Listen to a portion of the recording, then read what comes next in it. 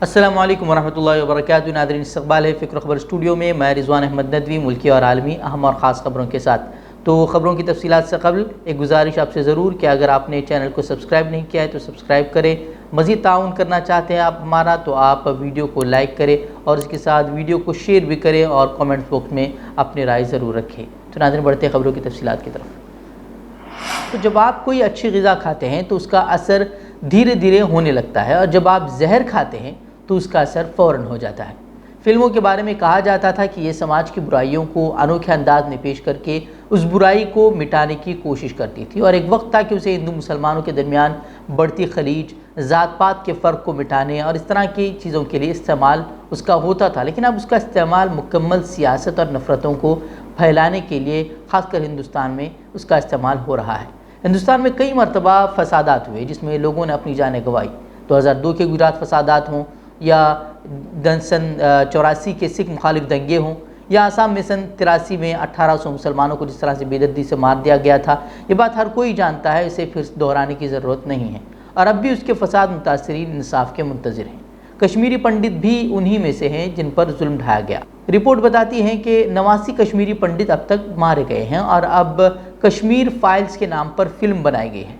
जुल्म किसी के साथ भी हो, कोई उसे जस्टिफाई नहीं कर सकता, जुल्म की कोई हिमायत नहीं कर सकता, लेकिन इस फिल्म में कश्मीरी पंडितों पर हुए जुल्म को सामने लाने के नाम पर उसे मुसलमानों के ख़िलाफ़ और अपोजिशन के ख़िलाफ़ नफ़रत फैलाने के लिए हथियार के तौर पर उसका इस्तेमाल किया जा रहा है, जो बहुत ही ज़्यादा ख़तरनाक है।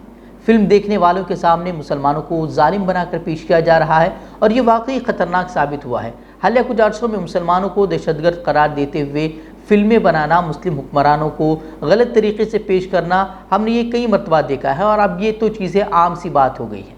और ये चीज़ें बग़ैर किसी मकसद के नहीं हो रही हैं। इसके पीछे एक बहुत ही साफ मकसद है कि आम लोग, यहाँ तक के बच्चे को भी इस तरह की फ़िल्मों को दिखाकर उनके दिल में मुसलमानों के ख़िलाफ़ एक गलत तस्वुर कायम किया जा सके।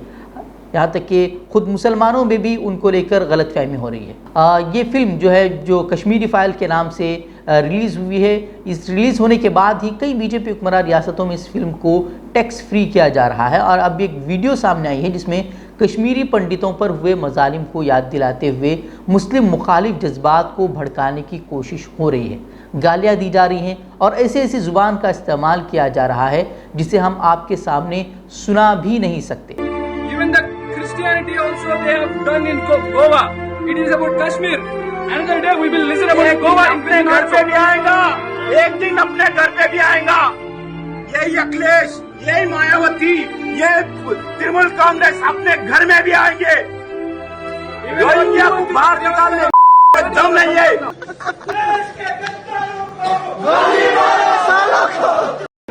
मैं अपने सभी हिंदू भाइयों से कहना चाहता हूं कि वो सतर्क हो जाएं और ये इनसे दूरी बनाए रखें, नहीं तो ये आने वाला हमारे लिए कल है। आप अभी भी टाइम है, सतर्क हो जाइए, नहीं तो ये कभी भी वार कर सकते हैं। आप देखें कि ये एक लड़का जो इस फिल्म को देखकर वहाँ से निकल रहा है, उसके अंदर किस तरह के जज्बात भर दिए गए हैं। ऐसा नहीं कि हिंदुस्तान की तारीख़ ने इस तरह के फसादात नहीं देखे, लेकिन इस तरह किसी भी फसाद को किसी कम्युनिटी के ख़िलाफ़ इस्तेमाल करना, ये बीजेपी हुक्मरान, बीजेपी के इक़्तिदार में ये चीज़ें अब कुछ ज़्यादा ही देखने को मिल रही हैं। वैसे आप इस खबर पर क्या सोचते हैं, कमेंट बॉक्स में अपनी राय ज़रूर रखें। यूपी समेत 5 रियासतों में जिस तरह से कांग्रेस को शिकस्त का सामना करना पड़ा, उसके बाद एक मीटिंग तलब की गई जिसमें कांग्रेस लीडरों ने सर जोड़कर खामियों का जायज़ा लिया और आइंदा की हिकमत अमली पर गौर किया। इस दौरान क़यादत में तब्दीलियों से मुताल्लिक़ चमगोइयों के बरखिलाफ़ इत्तिफ़ाक़ राय से सोनिया गांधी की ही क़यादत पर एतमाद का इजहार किया गया। ताहम पार्टी में इस्लाहात की ज़रूरत पर भी जोर दिया गया, जिससे सोनिया गांधी ने भी इत्तिफ़ाक़ किया। क़यादत में तब्दीली से मुताल्लिक़ चमगोइयों के बीच वेणुगोपाल ने बताया कि मजलिस आमला में तमाम अराकीन ने इत्तिफ़ाक़ राय से सोनिया गांधी की क़यादत पर एतमाद ज़ाहिर किया है। मध्य प्रदेश के दारुल भोपाल में मरकज़ी खुफिया एजेंसियों ने ATS के साथ मिलकर शनिचर और इतवार की दरमियानी शब किए गए इंतहाई खुफिया ऑपरेशन में 6 अफराद को गिरफ्तार किया है।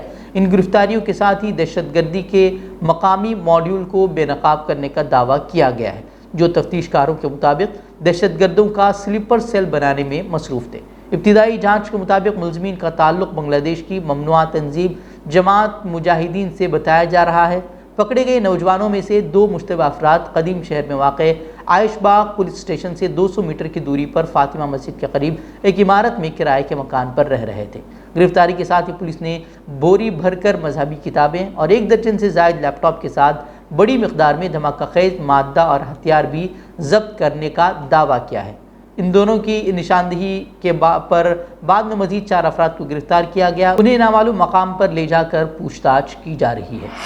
ملک میں ہندو مسلمان کے درمیان نفرت کس حد تک بڑھ گئی ہے یہ ہم آئے روز دیکھ رہے ہیں، اس کی کئی ساری مثالیں ہم دیکھ رہے ہیں۔ وہیں اب مدھیہ پردیش سے ایک رپورٹ سامنے آئی ہے کہ یہاں نرمدا پورم ضلع کے تقریباً 40 کلومیٹر کے فاصلے پر واقع 5 دہائیوں پرانے مزار کی مبینہ طور پر وہاں توڑ پھوڑ کی گئی اور اس پر زعفرانی رنگ دیا گیا۔ پولیس کے مطابق واقعہ صبح 6 بجے کے قریب پیش آیا تھا۔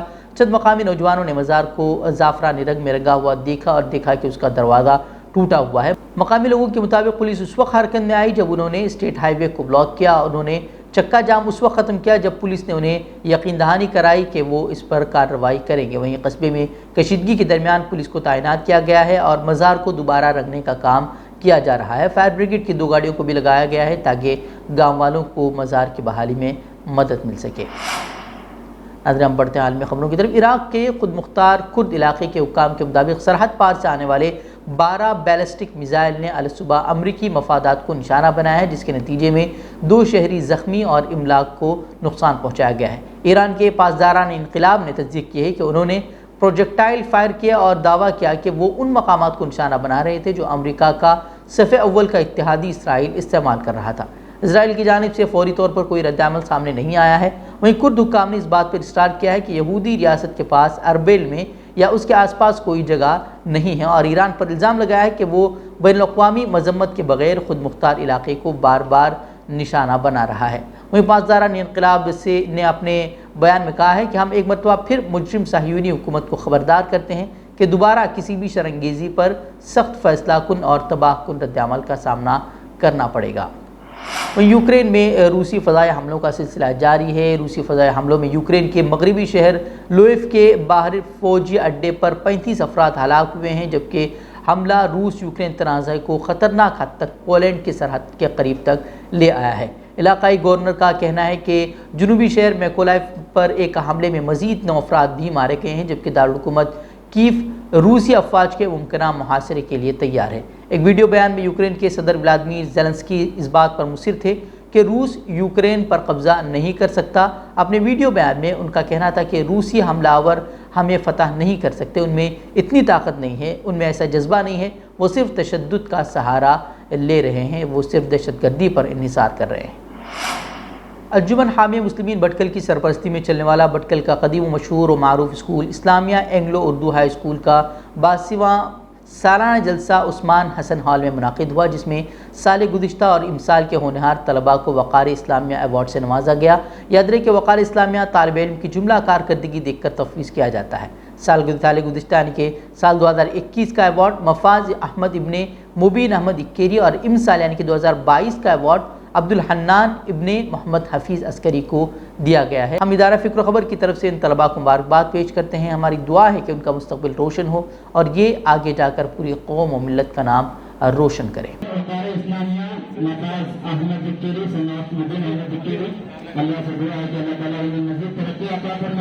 سب سے زیادہ مارکس حاصل کرنے والوں کو دیا جاتا ہے۔ یہ 5000 روپے کا انعام انجمن حامیہ مسلمین کی طرف سے دیا جاتا ہے۔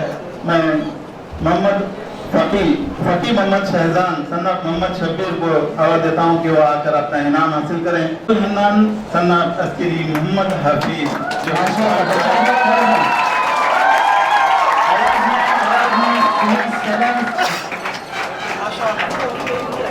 آپ اپنی خوشی بس اپنی بھائیوں سے دکھائیں۔ ناظرین، آج کی خبروں میں اتنا ہی، کل پھر ہوگی ملاقات مزید اہم خبروں کے ساتھ، تب تک کے لیے اجازت دیں۔ السلام علیکم ورحمۃ اللہ وبرکاتہ۔